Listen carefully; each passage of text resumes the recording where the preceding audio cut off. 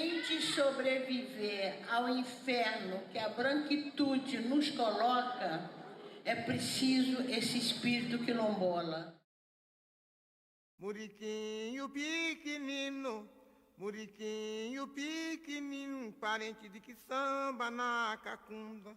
Purugunta onde vai, ô parente pro quilombo do Dumbá. Purugunta onde vai, ô parente pro quilombo do Dumbá.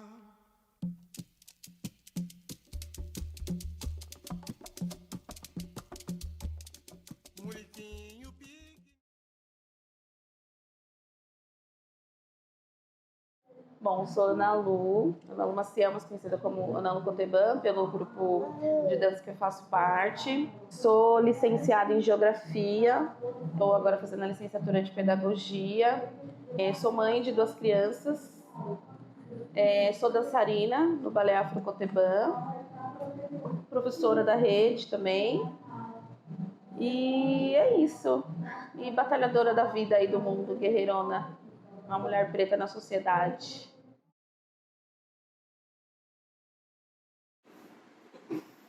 Eu sou Fabiana Alves dos Santos. Atualmente eu trabalho numa empresa de arte, cultura, educação, saúde, esporte, lazer, com foco na educação não formal. Estou mestranda do programa de pós-graduação em educação da FCT Unesp. Sou formada em pedagogia pela mesma universidade. E é isso. 2013. Cheguei em Prudente em 2013 com mesmo uma vontade de viver em outro lugar mesmo, né? Porque sou de São Paulo e quando eu fui prestar o vestibular, eu queria sair de São Paulo. Eu estava doente em São Paulo. Então, para mim, vir para Prudente era viver uma outra experiência e principalmente para estudar. Então, assim, eu tive uma vivência antes de vir para a Unesp numa universidade, na USP, que eu morei lá durante um tempo, com alguns amigos que eu conheci lá. Então, no meu processo de vestibular, eu morei lá. Então, eu tive uma vivência universitária antes de vir para a Unesp. E lá eu já tive a noção de qual que era o meu papel na sociedade. Me descobri negra também tardiamente, né?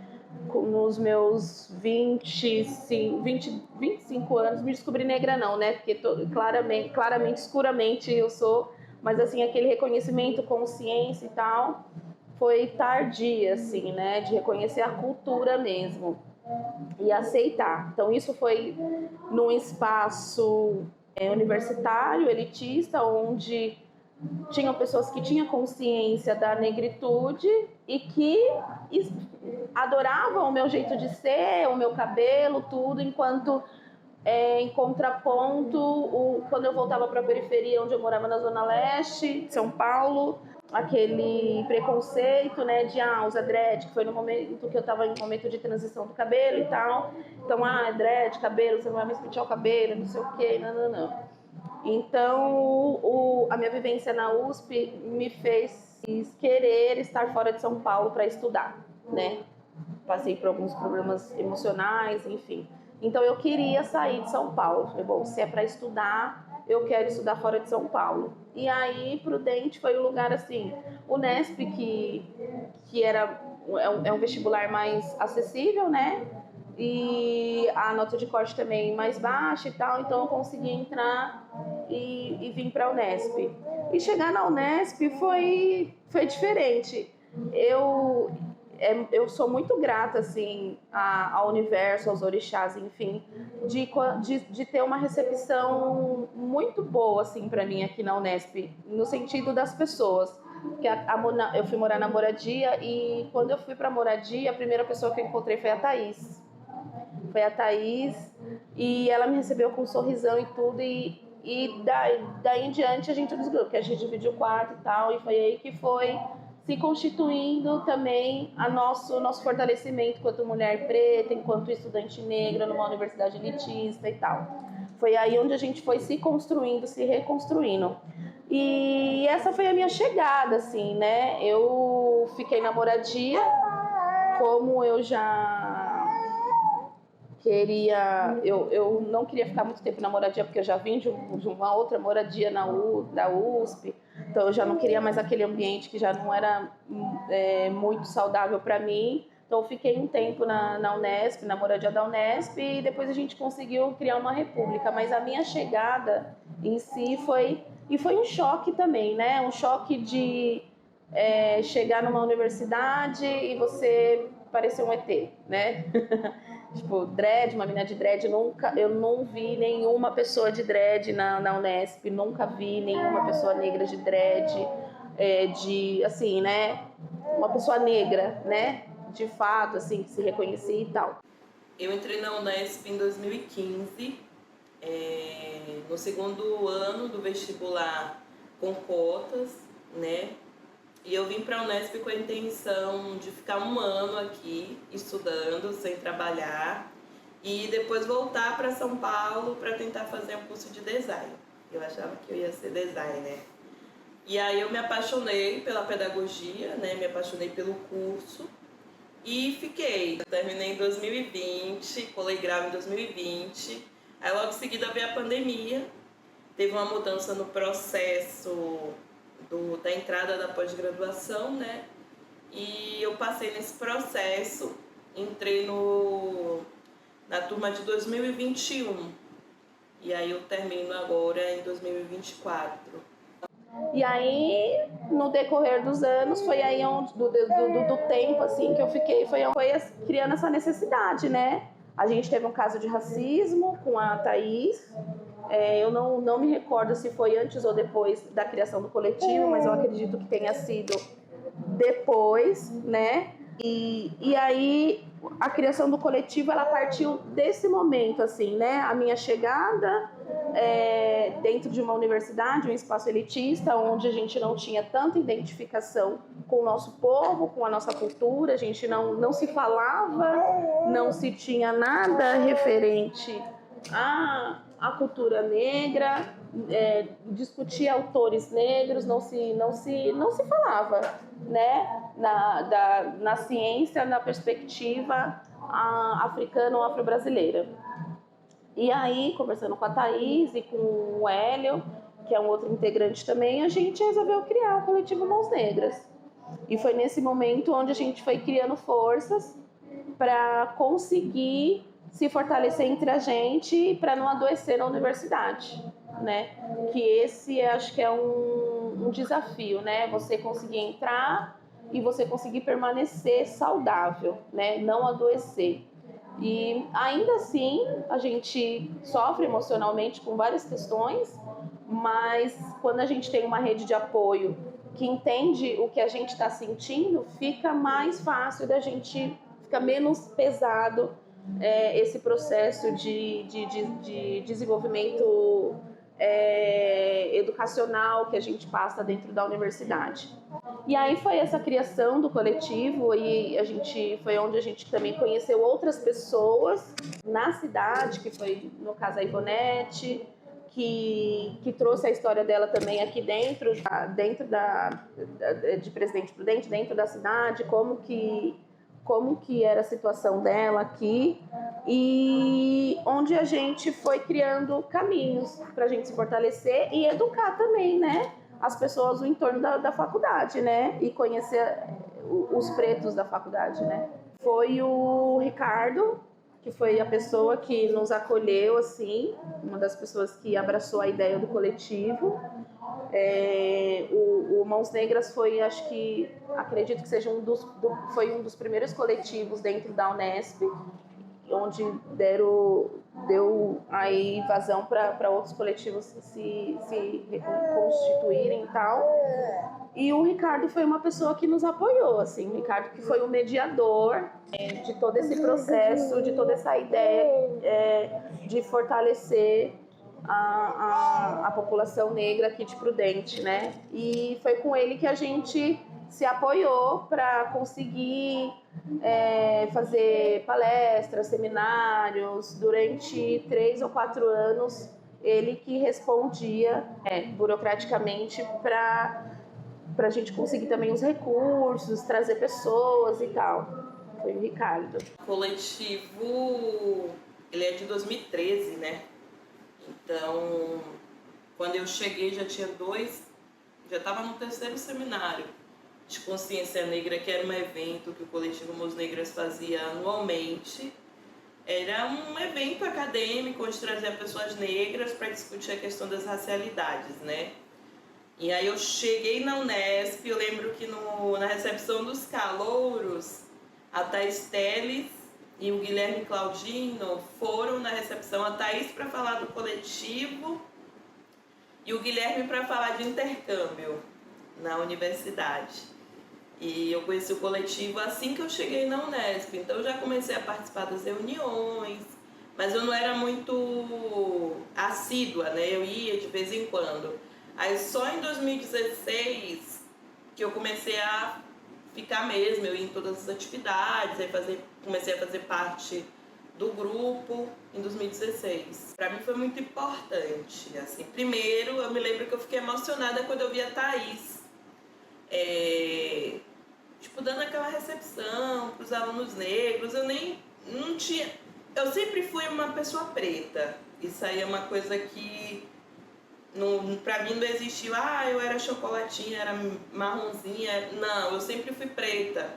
Só que eu não tinha essa discussão da racialidade, né? Eu cheguei na Unesp, vi aquele pessoal recebendo alunos negros, me senti acolhida, né? E depois para mim foi muito importante no meu processo de me reconhecer como uma identidade política, né? Para além de ser uma menina preta, que eu já era, se torna uma identidade política, onde eu vou demandar algumas políticas públicas, eu vou demandar uma mudança no currículo do meu curso, eu vou começar a perceber os racismos que eu vou sofrendo durante esses processos. Então foi no coletivo Mãos Negras que eu encontrei o lado político de ser uma mulher negra. O coletivo, ele nasce quando alunos negros começam a perceber que a maioria das pessoas, a maioria dos estudantes da universidade, professores, diretores, eram todos não negros, né? E com aquela chegada ali tímida de alguns alunos negros, começa esse questionamento: cadê essas pessoas pretas, né?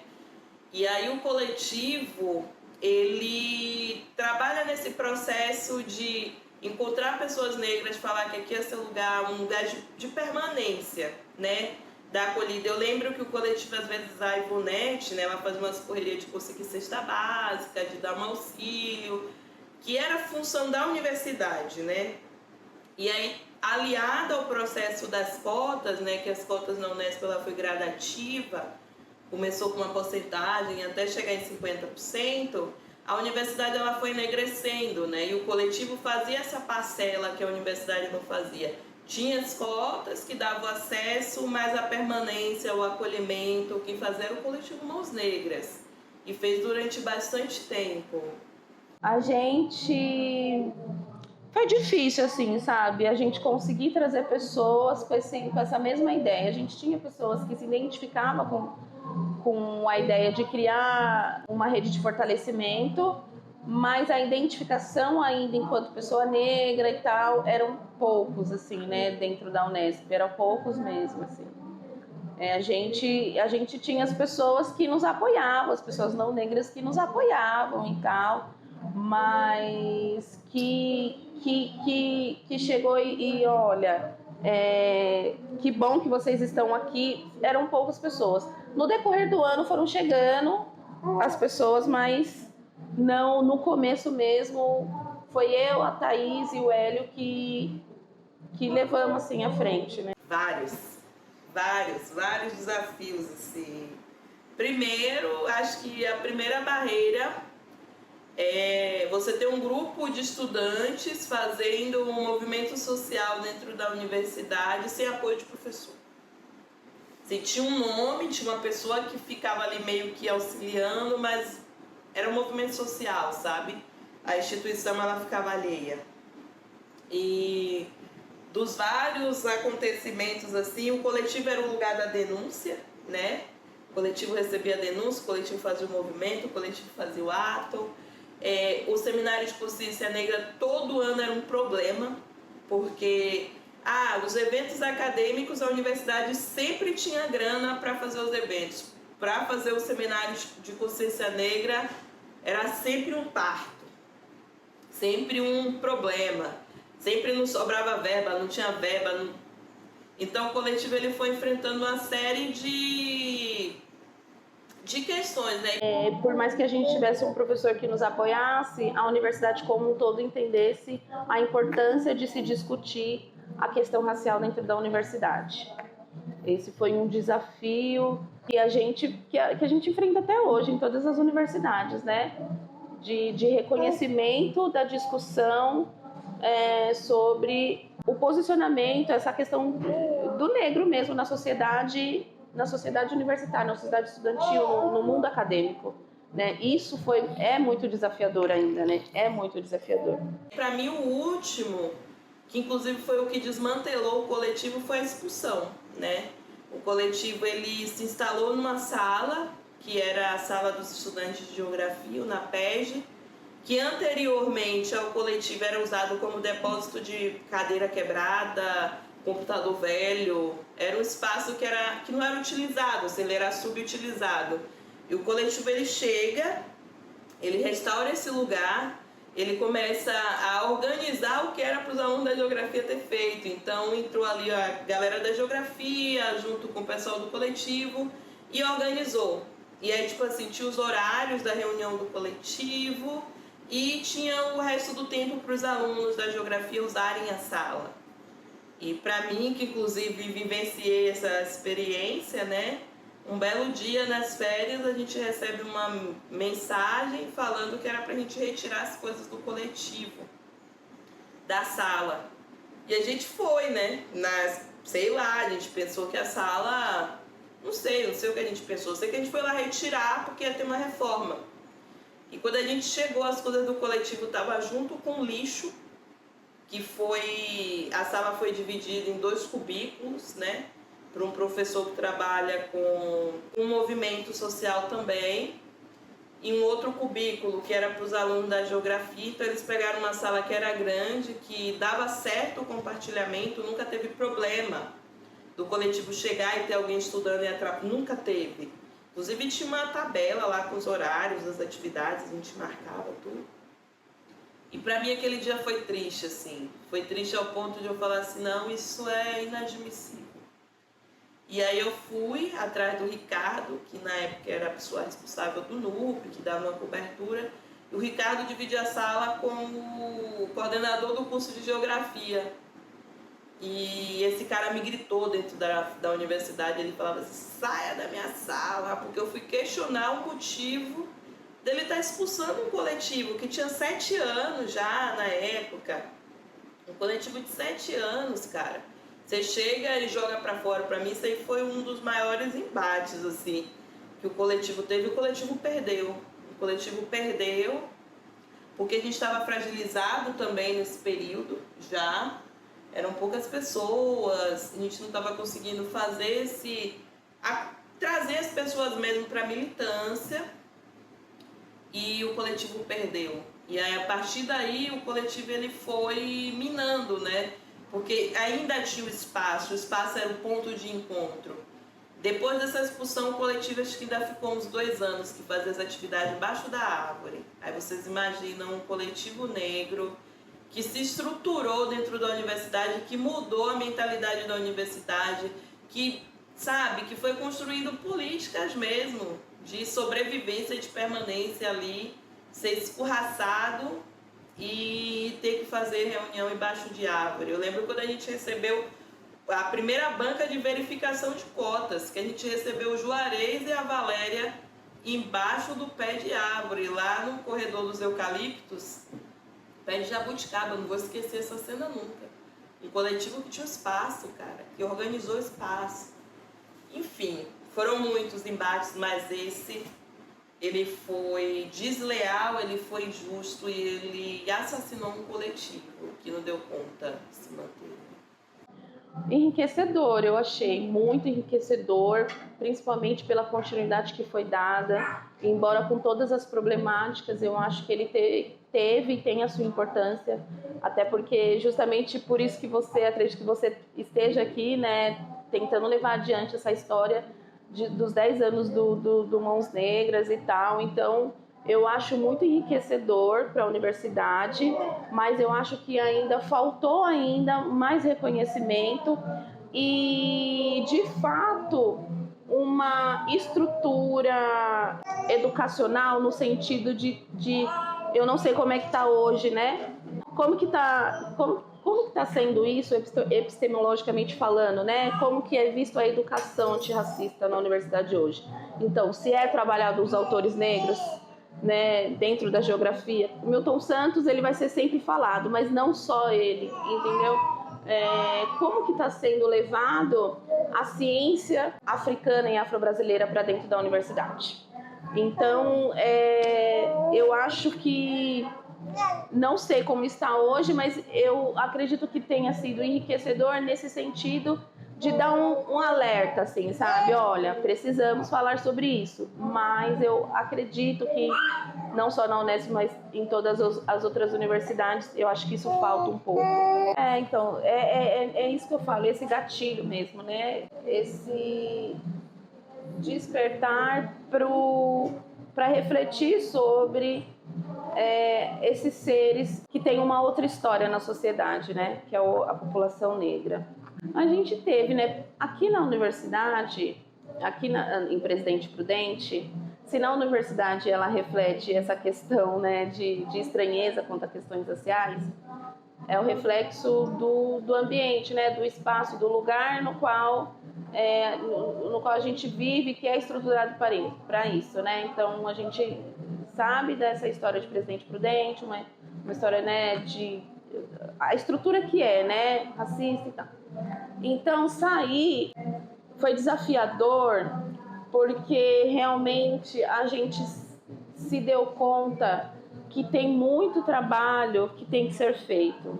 O coletivo era referência, né? Referência de trabalho com negritude, e a gente só tinha coletivo Mãos Negras. E acho que a barreira era essa. Então, escola, empresa, sei lá, conselho, todo mundo procurava o coletivo Mãos Negras para poder fazer a discussão, né? Era o que tinha. A gente tinha um NUP aqui, um NUP só no papel, ele não existia, ele não tinha ação, ele não tinha nada. E era o coletivo que era referência e sempre foi. Assim, já tinha o Mocambo Nizinga lá da Ivonete, né? Mas a referência mesmo, que tinha um trabalho de ir para a escola, um grupo, era o coletivo Mãos Negras. E acho que é nesse processo que ele quebra os muros da universidade e vai para o mundo, assim, vai para a cidade, né? E o seminário também, o Seminário de Consciência Negra, era um evento que atraía, inclusive, mais pessoas de fora, talvez. Então a gente teve um projeto, acho que é Clotilde, lá na Zona Leste, qual eu e a Liz a gente participava, e é pelo NUP, inclusive, a gente participou desse projeto onde a gente levava essa questão racial através da arte e tal, falava sobre o racismo, falava sobre a cultura negra e tal, com dança, com capoeira. E a gente viu o estranhamento, mesmo sendo uma escola afastada, uma escola lá na periferia, que a sua maioria também é a população negra, tinha um estranhamento das pessoas negras, das pessoas não negras, em relação à cultura, em relação ao que a gente estava levando. Então, a gente foi desafiador porque parecia que a gente estava em outro mundo, né? A gente estava, que mundo é esse que você não conhece quem você é, não conhece a sua história, né? E mesmo aquela criança negra me vendo ali falando, ela não se sentia pertencente àquela história que eu estava contando sobre a cultura afro-brasileira. Então, isso foi muito desafiador, assim, pra gente. Foi muito... A gente teve que, assim... Não vou dizer que a gente teve ruins resultados, mas foi complexo quando a gente para a gente tentar fazer com que eles reconhecessem essa demanda, né? Esse processo de identidade mesmo.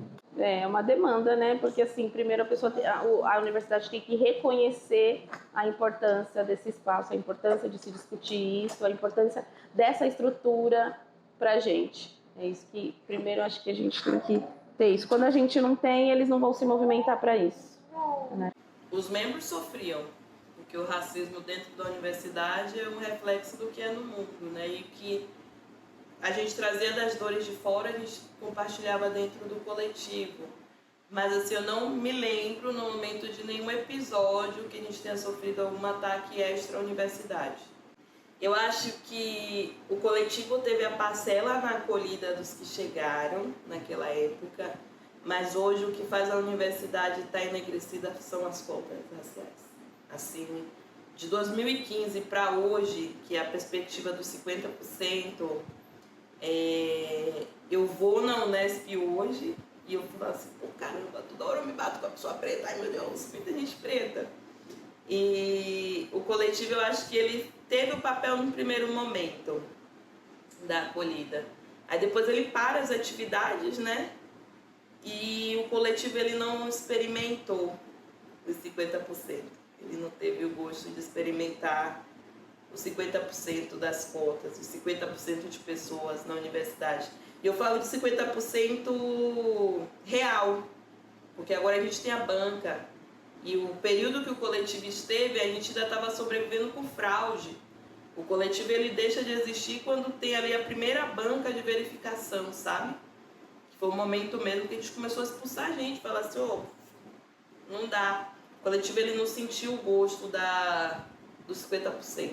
O NUP é o coletivo. O NUP é o coletivo institucionalizado. Para mim é isso. E assim, quando o coletivo ele vai se enfraquecendo, né? É o mesmo momento que eu entro para pós-graduação e eu precisava de um grupo de pesquisa. Eu era a única pessoa da galera assim, que movimentava, que ainda estava na cidade. Que essa é uma questão também do coletivo, ele era volátil, assim, né? Então a pessoa ficava ali o período que ela estava fazendo o curso, depois ela vai embora. E eu terminei o curso e eu fiquei. E aí eu falei assim, caramba, eu preciso estar nesse grupo de pesquisa. Tem um NUP aí que precisa ser reerguido. Aí ao invés de eu puxar um movimento social, eu puxei um movimento institucionalizado. Mas por uma questão de que eu precisava estar num espaço institucional, né, de negritude. Mas o NUP é o coletivo que tem bolsa. O NUP é o coletivo que senta com o diretor, sabe? O NUP é o coletivo que agora pode demandar que envie um dinheiro para fazer um evento. O coletivo não. Ele não tinha a instituição, sabe? Mas o NUP é um desdobramento do coletivo. Eu acho que toda história ela deve ser mantida, né? A gente tem que aprender com o que já foi feito. Eu gosto muito do símbolo Sankofa, né? Que é um pássaro que tem os pés presos no chão, a cabeça para trás e o peito para frente. Eu falo dele sempre, porque ele faz parte de mim, da minha vida, da minha história. E ele tem muito a nos ensinar, né? Que é essa coisa da gente estar aqui hoje, vivendo esse presente, que é o pé do pássaro preso no chão. O pescoço para trás é olhando para tudo que já foi feito, todos os acertos que o coletivo teve, todos os erros, todos os problemas. A gente olha para ele e pensa um futuro. E assim, o coletivo é essa memória ancestral, né?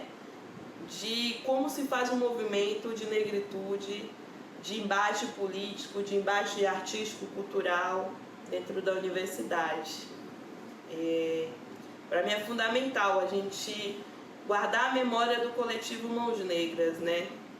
O coletivo Mãos Negras, ele nasce no momento de afronta 2013 e ele resiste durante muito tempo e, como eu falei, né, ele está vivo. Ele está vivo porque ele pare o NUP. Ele bota o NUP para seguir o peito aí do Sankofa. A gente está aqui vivendo o presente, vamos viver o núcleo coletivo, mas vamos ter toda essa experiência, essa bagagem que a gente já teve. Vamos olhar para a bagagem para a gente fazer um outro espaço no futuro. Acho que é isso.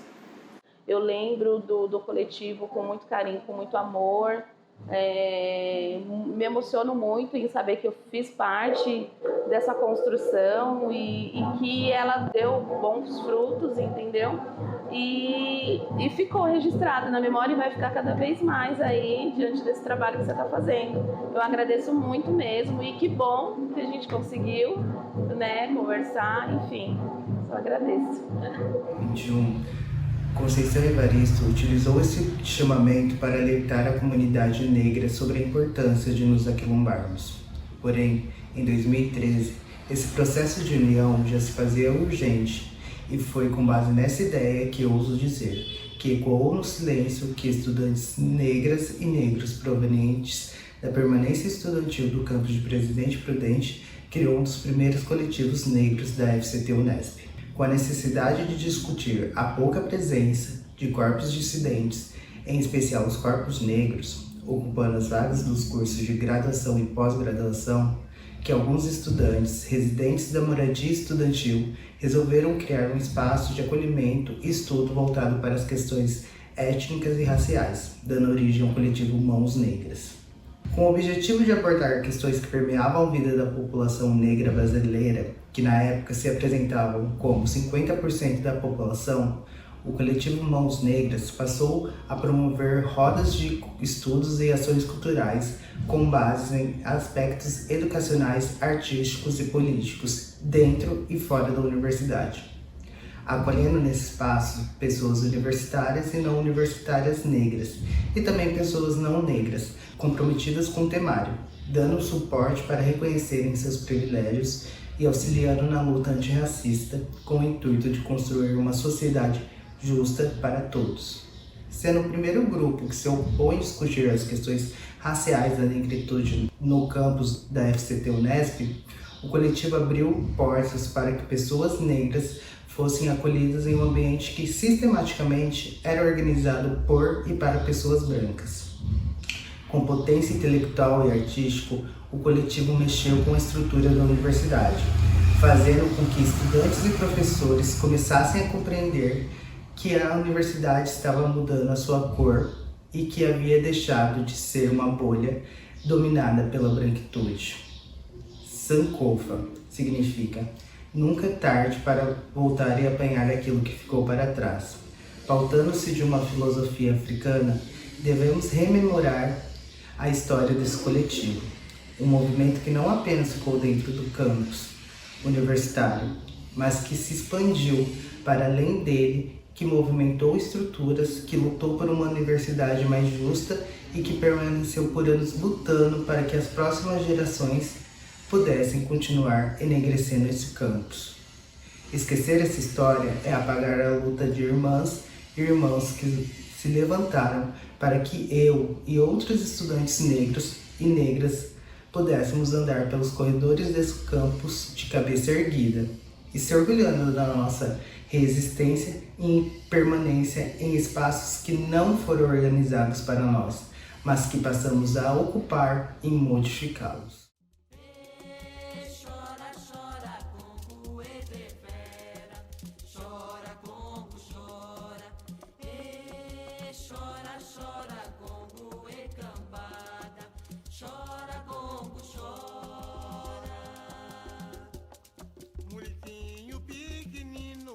Muriquinho pequenino, parente que samba na cacunda. Pergunta onde vai, ô parente do quilombo do Dumbá. Pergunta